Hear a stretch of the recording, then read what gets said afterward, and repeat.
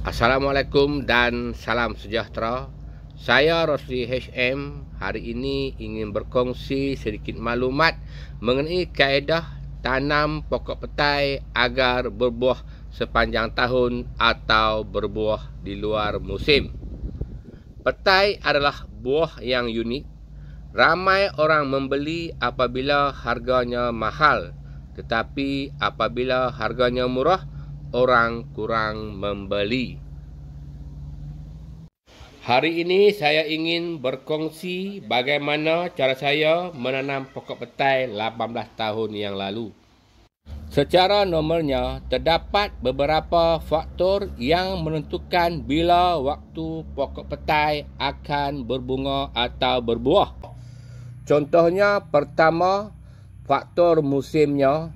Kedua, faktor tanah. Ketiga, faktor cuaca. Keempat, faktor baja. Kelima, faktor air. Keenam, faktor induk atau asal-usul pokok petai. Ketujuh, jenis petai. Kelapan, lain-lain faktor. Keberangkalian pokok petai berbuah mengikut asal-usulnya atau induknya dan juga jenis petai adalah ada. Justru itu, saya telah mengambil beberapa langkah apabila menanam pokok petai.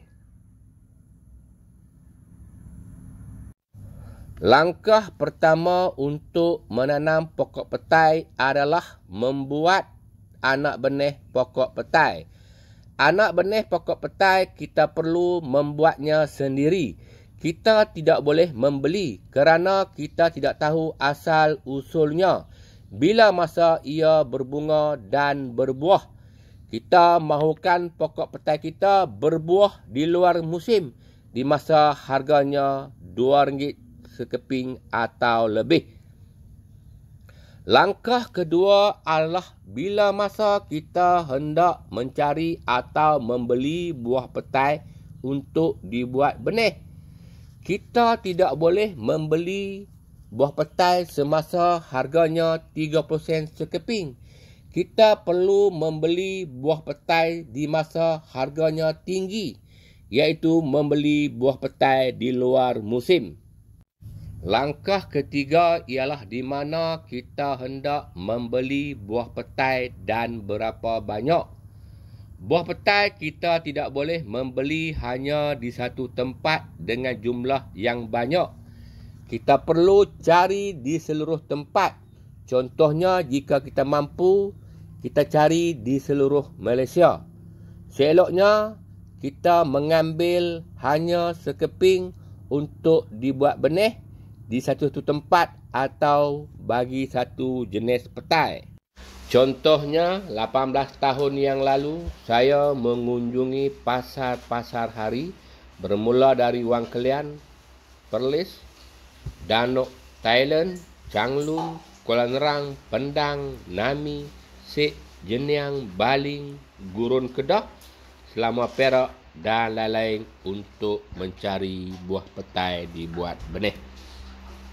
Langkah keempat adalah kita membeli pelbagai jenis buah petai. Buah petai mempunyai pelbagai jenis dan juga bentuk. Contohnya seperti petai padi, petai papan, petai siam, petai ringan dan lain-lain. Langkah kelima adalah kita menyemai benih-benih pokok petai. Cara menyemai anak benih pokok petai boleh dirujuk dalam YouTube.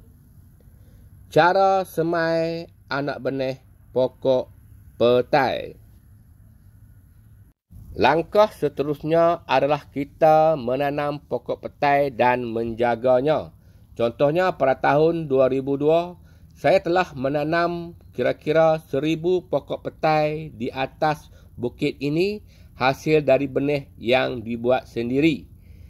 Pokok petai ditanam dengan pelbagai jarak. Ada yang ditanam 10 kaki darat 10 kaki dan ada yang ditanam dengan jarak 20 kaki darat 20 kaki.